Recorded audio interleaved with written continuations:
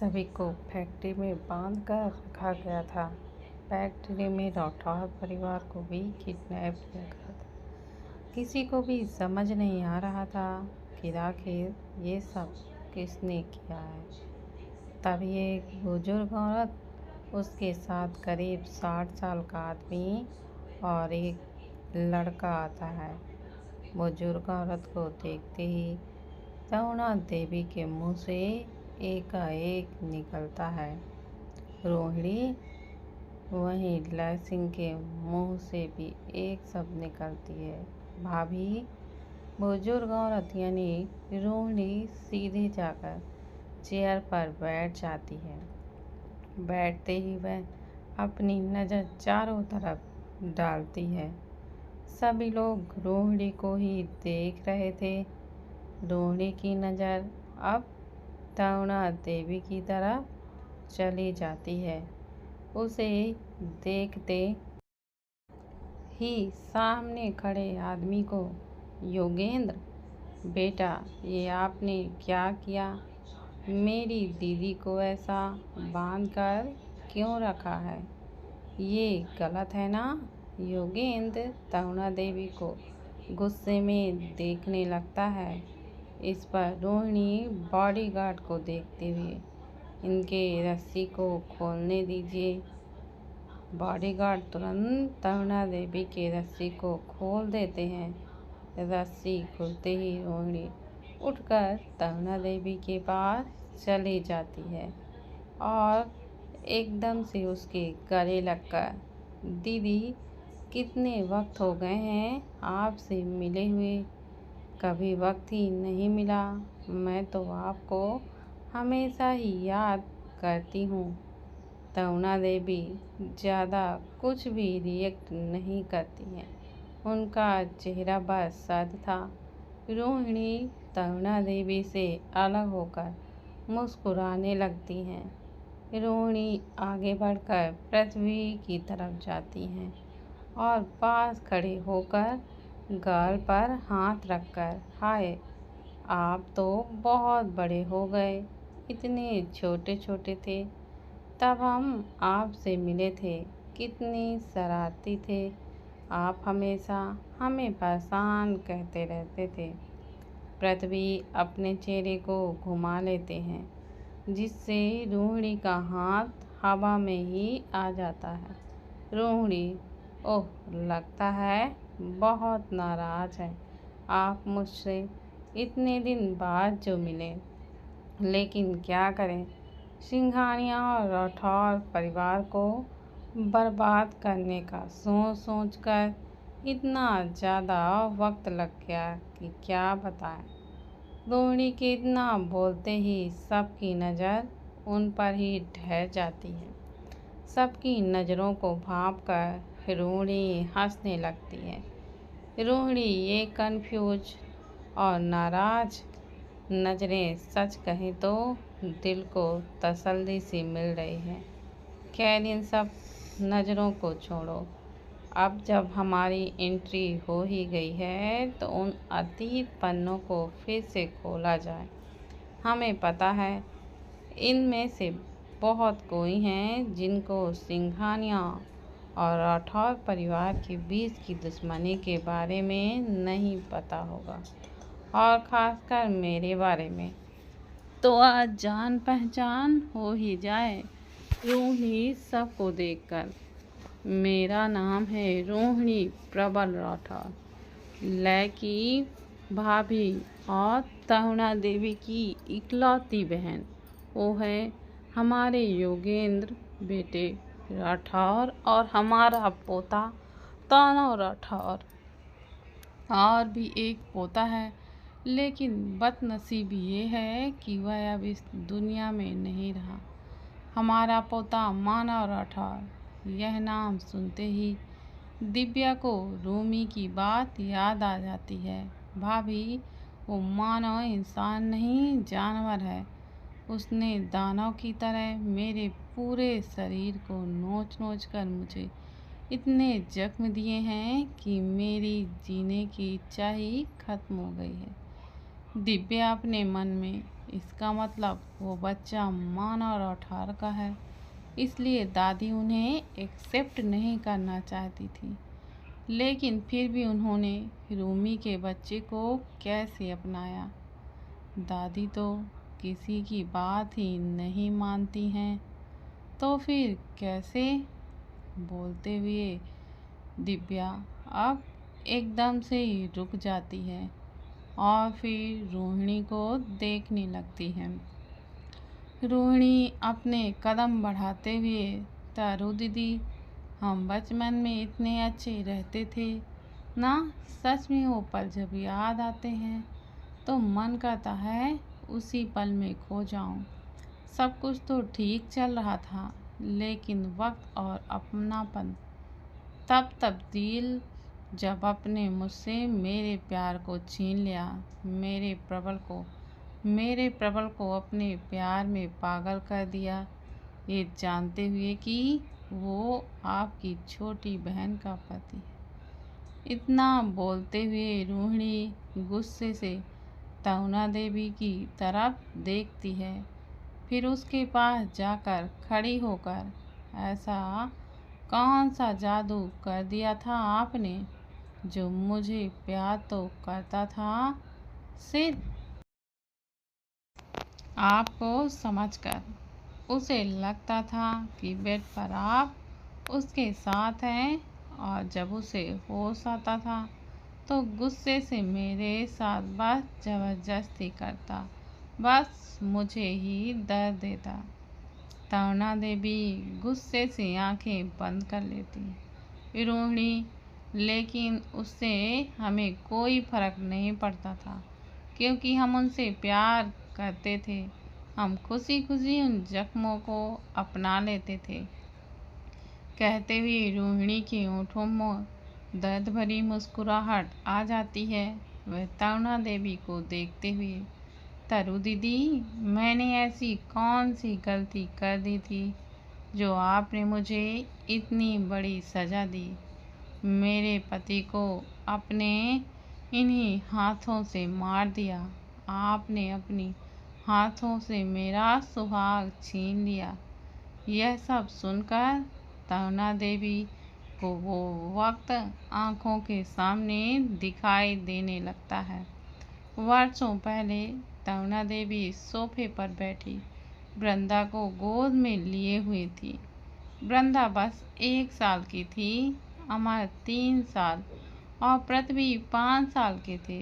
तरुणा देवी मुस्कुराते हुए वृंदा के साथ खेल रही थी। वीरेंद्र के मरे हुए 9 महीने बीत चुके थे। तरुणा देवी पूरी तरह से टूट गई थी, लेकिन अपने बच्चों की वजह से उन्होंने खुद को किसी तरह से संभाल लिया था। तरुणा देवी वृंदा के साथ बैठी हुई थी, तभी बाला हड़बड़ाहट में आकर, मालकिन, प्रबल राठौर जेल से भाग गया है और वो छोटे बाबा को। तरुणा देवी बाला की आधी अधूरी बात सुनकर सोफे से उठकर खड़ी होकर वृंदा को एक लड़की को सौंप देती हैं और लड़की को वहाँ से जाने के लिए कहती हैं। इतना करते ही तरुणा देवी बाला को देखकर, बाला, स्पष्ट से बताओ क्या हुआ है, क्या हुआ है? अमर को बाला सारी बातें बताने लगता है। बाला की बात को सुनकर तरुणा देवी के चेहरे पर एक्सप्रेशन चेंज से होने लगते हैं। उनके चेहरे पर गुस्से के भाव उभरने लगते हैं। बाला की सारी बात खत्म होते ही तरुणा देवी तेज आवाज में, गाड़ी निकालो। उनके यह कहते ही तरुणा देवी तेजी से आगे बढ़ जाती हैं। कुछ मिनटों में कार तेज रफ्तार से सिंघानिया बिला से निकल जाती है। कार एक जगह आकर रुकती है, जहां पुलिस चारों तरफ से घिरे हुए थे। तरुणा देवी जल्दी से अपने कदम बढ़ाते हुए आगे की ओर जाती हैं। उनके पहुंचते ही पुलिस थोड़ा साइड होकर उन्हें सैल्यूट करती है। तरुणा देवी सामने देखती है तो प्रबल अमर को पकड़ा हुआ था। उसने बम की जैकेट पहनी हुई थी और उसी के हाथ में रिमोट भी थी। प्रबल हंसते हुए, मेरी मोहब्बत, तुम्हें यहाँ आना ही पड़ा ना? अब बस अपने इन पुलिस वालों को यहाँ से भगाओ, वरना फिर, कहते हुए प्रबल अमर की तरफ इशारा करता है। तरुणा देवी पुलिस वालों को इशारे से जाने के लिए कहती है। सभी पुलिस पीछे हट जाने लगती है। उसी वक्त राठौर परिवार भी वहां पर पहुंच जाता है। रूही तो बस प्रबल को ही देखती रहती है। पुलिस वाले के जाते ही तरुणा देवी प्रबल को देखकर बोलती हैं, क्या चाहिए तुम्हें? इस पर प्रबल, सिर्फ तुम, मुझे बस तुम चाहिए। यह सुनते ही रोहिणी के दिल में अचानक दर्द सा होने लगता है। तरुणा देवी थोड़ी देर तक चुप रहकर प्रबल को देखती रहती हैं, फिर एकदम से कहती हैं, मुझे मंजूर है, मैं तुम्हारी बनने के लिए तैयार हूँ। यह सुनकर तो जैसे प्रबल झूम उठता है। उसकी खुशी का ठिकाना ही नहीं था। वहीं राठौर परिवार तो तरुणा देवी का फैसला सुनकर एकदम से शॉक्ड हो जाता है। प्रबल अमर को छोड़कर अपने बम वाली जैकेट उतारकर फेंक देता है और तरुणा देवी के पास जाकर सीधे उसके गले लग जाता है।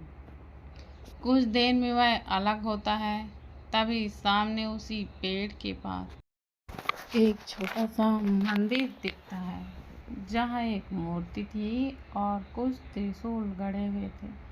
प्रबल तरुणा देवी का हाथ पकड़कर वहाँ ले जाता है और प्रबल तरुणा देवी को देखकर, महबूब, थोड़ा सा रुको, मैं आज बहुत खुश हूँ, तो आज के दिन के लिए भगवान को धन्यवाद देना चाहता हूँ। उसके बाद मैं तुम्हारे मांग में सिंदूर भरकर तुम्हें अपना बनाना चाहता हूँ। उसके बाद मैं तुम्हारे मांग में सिंदूर भर के तुझे अपना बनाऊंगा। तरुणा देवी कुछ नहीं कहती, बस प्रबल को देखती रहती हैं। प्रबल आंखें बंद कर हाथ जोड़कर खुशी से भगवान को धन्यवाद देने लगता। तरुणा देवी प्रबल को एक नज़र देखकर गड़े हुए त्रिशूल को निकालती हैं और जोर से चिल्लाती हैं। प्रबल आंखें खोलता है। उसकी आंखें खोलते ही तरुणा देवी सीधे प्रबल के सीने पर त्रिशूल को घोंप देती हैं। उसके साथ ही एक जोरदार आवाज़ गूंजती है, नहीं! प्रबल नीचे गिर जाता है। वहीं तरुणा देवी प्रबल के सीने पर पैर रखकर त्रिशूल निकालकर फिर से एक बार घूम देती हैं। उनके ऐसा करते ही प्रबल का खून उनके चेहरे पर छिटक जाता है। वहीं रोहिणी आगे बढ़कर सीधे जमीन पर पड़ा खंजर उठाकर तरुणा देवी के पीठ पर घोंप देती है। यह सब कुछ इतना जल्दी होता है कि किसी को कुछ समझने का मौका तक ही नहीं मिलता। रोहिणी खंजर निकालकर फिर से मारने वाला होता है कि पृथ्वी रोहिणी के सर पर पत्थर मार देता है। रोहिणी के सर से खून बहने लगता है और उसके आंखों के सामने एकदम अंधेरा छा जाता है। पृथ्वी तरुणा जी के पास बैठकर रोते हुए, माँ, राठौर परिवार आगे बढ़ने को होता है कि तरुणा देवी हाथ दिखाते हुए, मेरे पास आने की कोशिश मत कीजिए, हमें आप लोगों के सहारे की कोई भी ज़रूरत नहीं है। इतना बोलते ही तरुणा देवी पृथ्वी को देखकर पृथ्वी, अगर हमें कुछ हो जाए तो हमारा और वृंदा का ख्याल रखिएगा। पृथ्वी की आंखों से झरझर आंसू बह रहे थे। पृथ्वी तरुणा देवी के हाथ को कसकर पकड़ते हुए, नहीं माँ, आपको कुछ नहीं होगा, मैं आपको बचा कर रहूँगा। अमर भी रोते हुए तरुणा देवी के पास बैठ जाता है। तरुणा देवी की सांसें धीरे धीरे कम होने लगती हैं। पृथ्वी, नहीं माँ, आप हार नहीं मान सकती हैं। आपको हमारे लिए जीना होगा। माँ, आपको मेरे लिए, अमर के लिए और वृंदा के लिए जीना होगा माँ। इतना बोलते ही दोनों जोर जोर से रोने लगते हैं। तरुणा देवी उन्हें चुप कराना चाहती है, लेकिन उनकी सांसें अटक सी जा रही थीं। तभी बहुत सारे बॉडीगार्ड्स और डॉक्टर आते हैं और उन्हें एम्बुलेंस में ले जाया जाता है। तरुणा देवी ये सब सोच ही रही थी कि उनकी आंखें बंद थीं। वहीं रोहिणी बस तरुणा देवी को देख रही थी। कुछ देर बाद तरुणा देवी आंखें खोलती हैं और आंखें खुलते ही तरुणा देवी की नज़र सीधे रोहिणी से टकरा जाती है। रोहिणी की आंखों में नफरत देखकर तरुणा देवी को दर्द सा होने लगता है। तरुणा देवी, रूही, क्या इन सब में तुम्हें लगता है मेरी गलती है? तरुणा देवी की बात सुनते ही रोहिणी हंसने लगती है। उनकी हंसी को सुनकर सभी लोग बस उन्हें ही देखने लगते हैं। रोहिणी हंसते हुए, नहीं, इसमें कहाँ आपकी गलती है, गलती तो मेरी है ना? बोलते हुए एकदम से रोहिणी तरुणा देवी की गर्दन पकड़ लेती है। पृथ्वी और अमर छटपटाते हुए खुद को छुड़ाने लगते हैं। योगेंद्र बॉडीगार्ड को इशारा करता है तो बॉडीगार्ड पृथ्वी और अमर को मारने लगते हैं। विकास और माया चिल्लाते हुए उन्हें छोड़ने को कहती हैं। अर्जुन और अनुज अपनी बंधी हुई खोलकर रस्सी बॉडीगार्ड को मारते हुए आगे बढ़ते हैं। अनुज रोहिणी को धक्का देती है, जिससे उनकी पकड़ तरुणा देवी के गर्दन से छूट जाती है।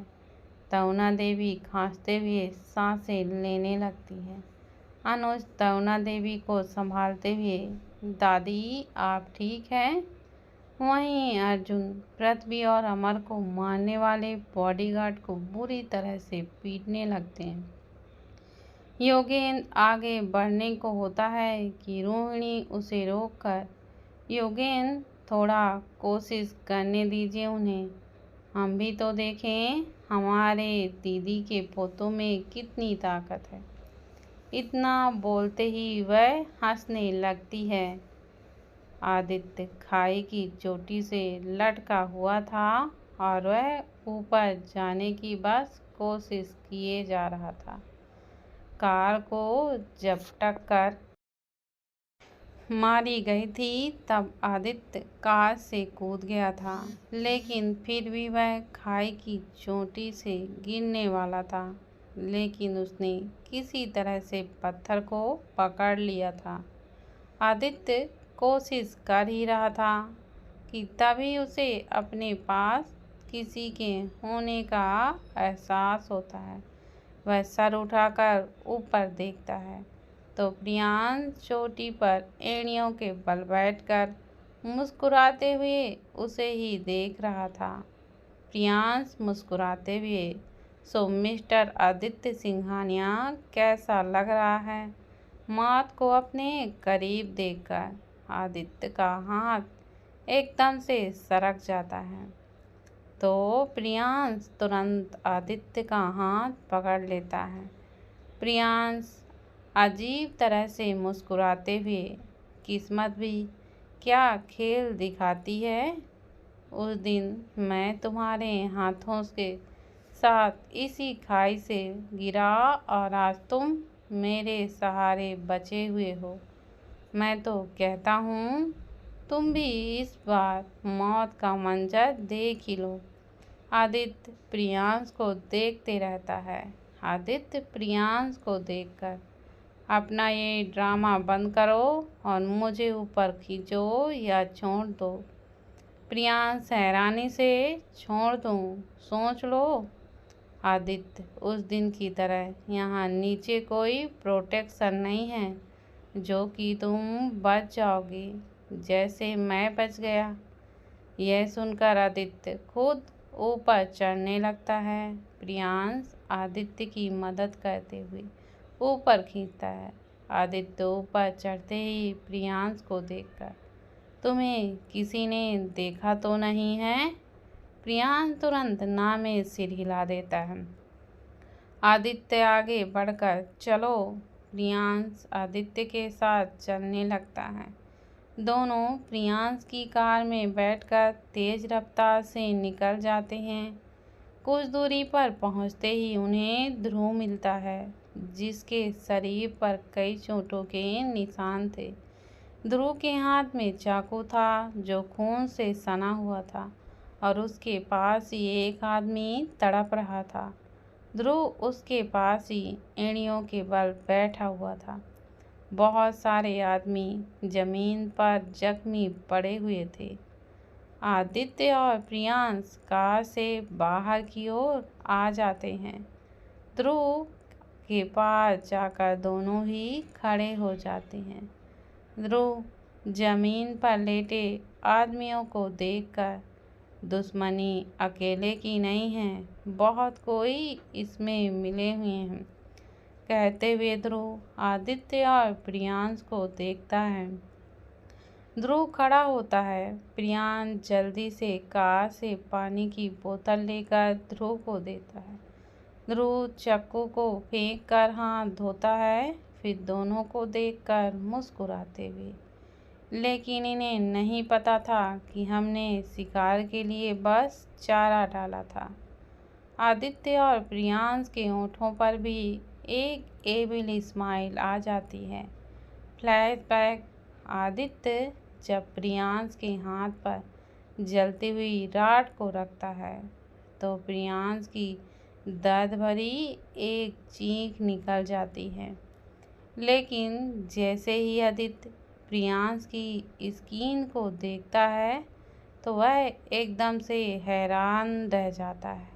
प्रियांश आह आह बोलते हुए अपनी स्किन को निकालते हुए it's not a really skin. Rocky और आदित्य दोनों ही शॉक्ड हो जाते हैं। प्रियांश अपने हाथ को देखकर आह तुमने तो मेरे हाथ को ही जला दिया। आदित्य गुस्से से व्हाट इज दिस।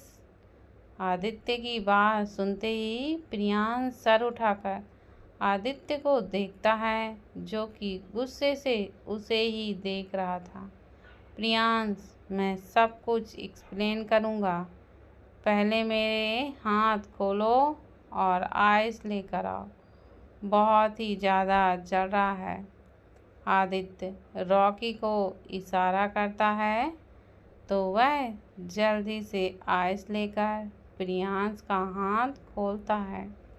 प्रियांश अपने हाथ पर फूंक मारते हुए आइस निकालता है।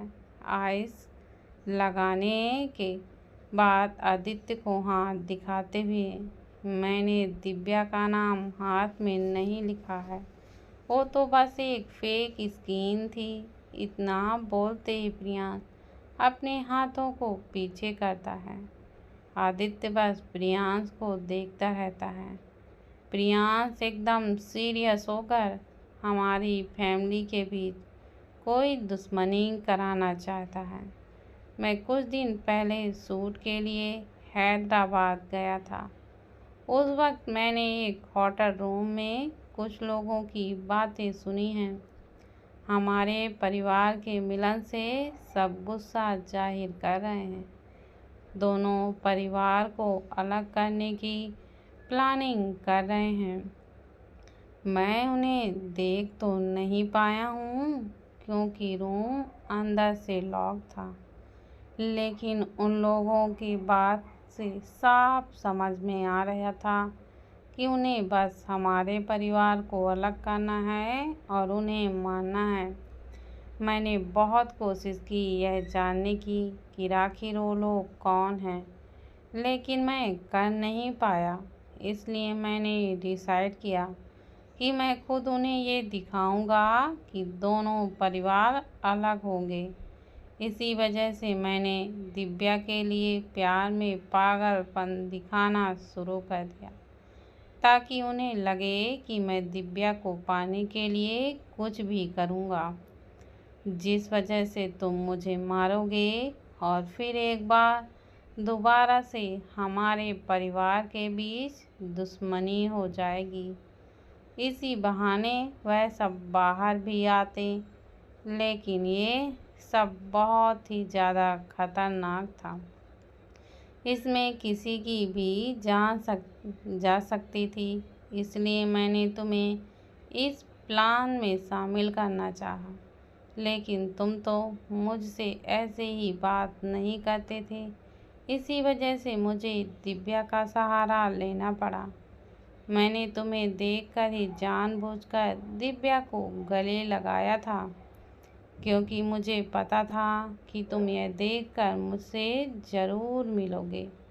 लेकिन मुझे ये नहीं पता था कि तुम मुझ पर डायरेक्ट अटैक ही कर दोगे। यह बोलते हुए प्रियांश मुंह सुकेड़ लेता है आदित्य प्रियांश को देखकर। और तुम्हें ऐसा क्यों लगता है कि मैं तुम्हारी बात पर यकीन कर लूँगा? आदित्य इतना ही बोलता है कि पीछे से ध्रुव, ये सच कह रहा है आदित्य। आदित्य पीछे मुड़कर ध्रुव को देखता है। वहीं प्रियांश सामने ध्रुव को देखता है। ध्रुव आदित्य के पास आकर, कोई है जो हर वक्त हमारे परिवार पर नज़र रख रहा है और शायद बहुत बड़ी प्लानिंग भी कर रहा है। आदित्य चेयर से उठकर, अगर ऐसा ही है तो उनसे भी बड़ी प्लानिंग हम करेंगे। ध्रुव आदित्य को देखकर, लेकिन हम करेंगे क्या? इस पर प्रियांश को सोचते हुए, मेरे पास एक प्लान है। आदित्य और ध्रुव दोनों प्रियांश को देखने लगते हैं। प्रियांश दोनों को देखकर प्लान बताने लगता है। आदित्य और ध्रुव दोनों गौर से प्रियांश की बातें सुन रहे थे। आखिर में जब प्रियांश सारी प्लानिंग बता देता है तो आदित्य जवाब देता है, नहीं, अगर हमने ऐसा किया तो वाइफी पर बहुत बुरा असर पड़ेगा। वह खुद को तुम्हारी मौत की जिम्मेदार मानने लगेगी। इतना कहते हुए आदित्य मन में, और शायद फिर से उसकी जीने की ही इच्छा खत्म हो जाए। फिर से वो पिल्स लेने लगेगी। आदित्य को खोया हुआ देखकर ध्रुव आदित्य के कंधे पर हाथ रखता है। ध्रुव के ऐसा करते ही आदित्य होश में आता है। ध्रुव आदित्य से, हमें ये सब करना ही होगा आदित्य, क्योंकि दुश्मन बिल में छुपा हुआ बैठा है। उसे निकालने के लिए हमें चारा डालना ही पड़ेगा। और रही बात दिव्या की, तो मैं अच्छे से जानता हूँ कि तुम उसे संभाल लोगे। आदित्य कुछ देर तक सोचता है और फिर ध्रुव और प्रियांश को देखता है। आदित्य अपने परिवार को याद करके हाँ में सिर हिला देता है। आदित्य हाँ तो कर देता है, लेकिन उसे अच्छे से पता था कि दिव्या खुद के परिवार को खोने का जिम्मेदार सिर्फ खुद को ही मानती है।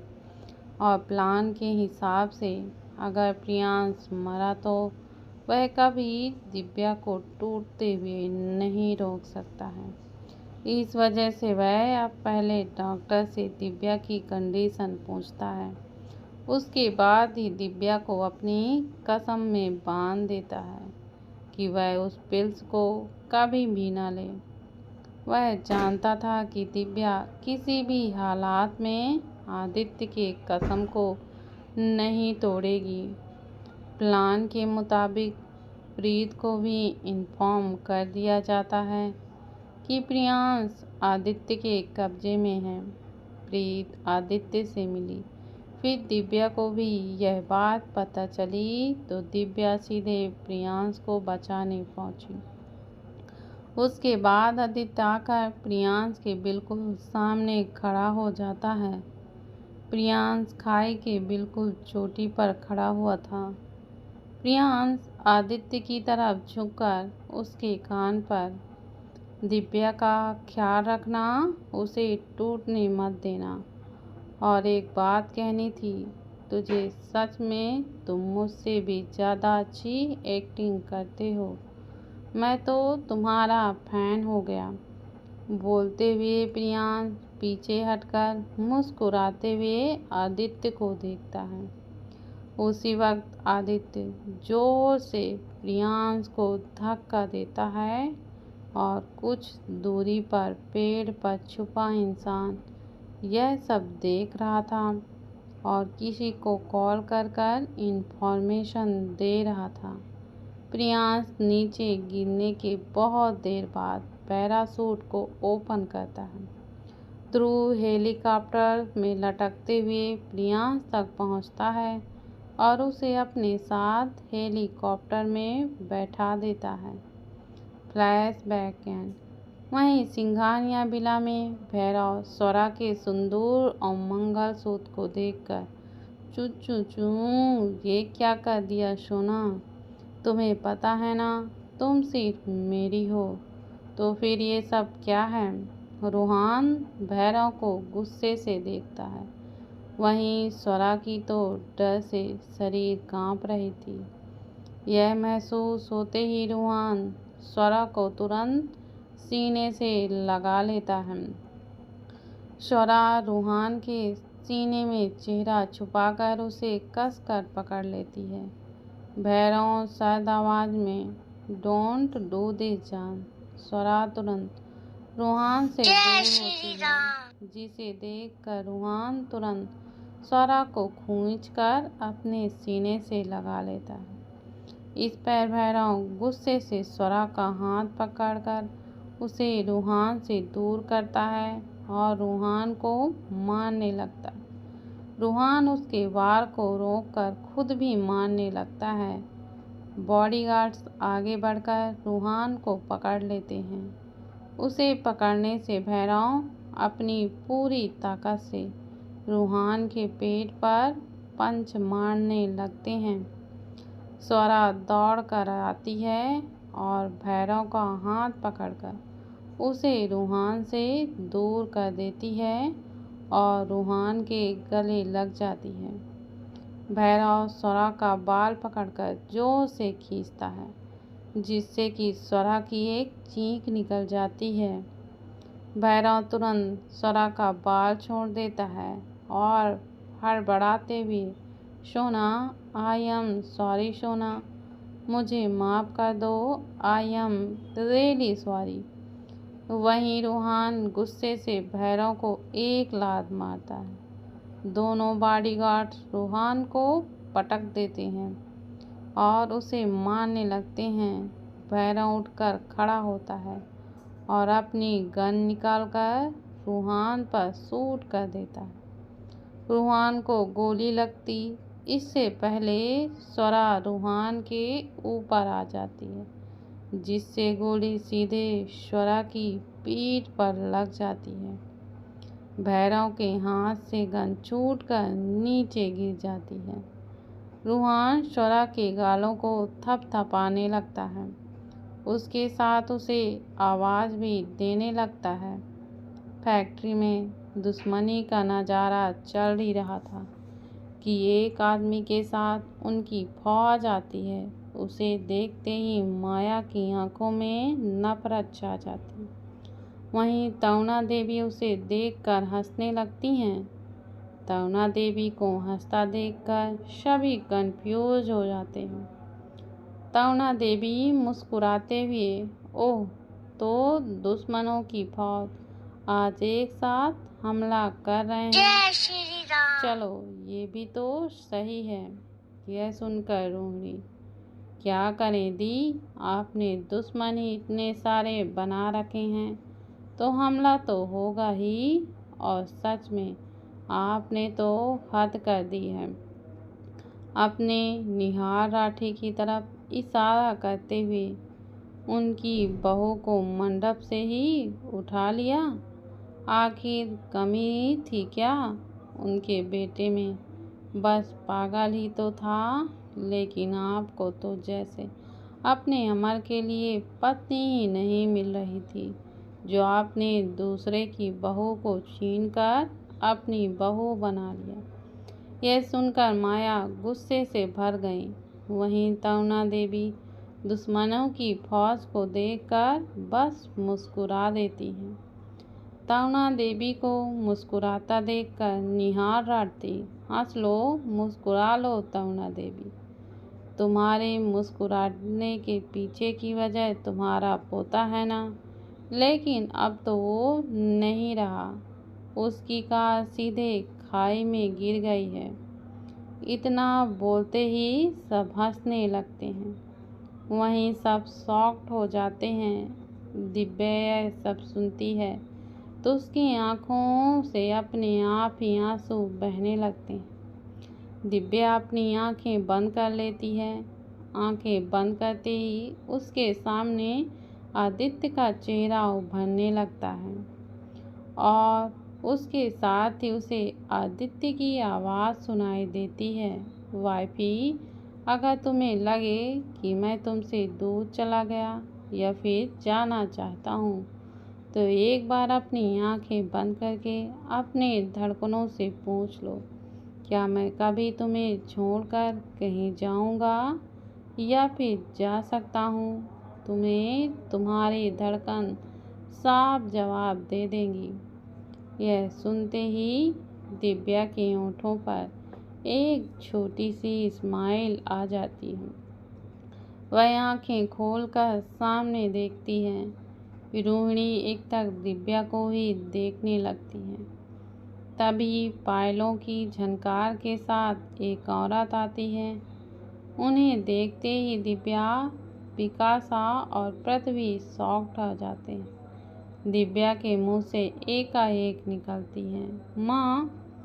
वहीं पृथ्वी और विकासा भी धीरे से, कल्याणी, वह औरत सीधे जाकर दिव्या के पास खड़ी हो जाती है। दिव्या के आंसू उसे देखते ही बहने लगते हैं। ये कोई दर्द नहीं, खुशी के आंसू थे। वहीं रोहिणी के होठों पर एक अजीब सी मुस्कान सी आ जाती है।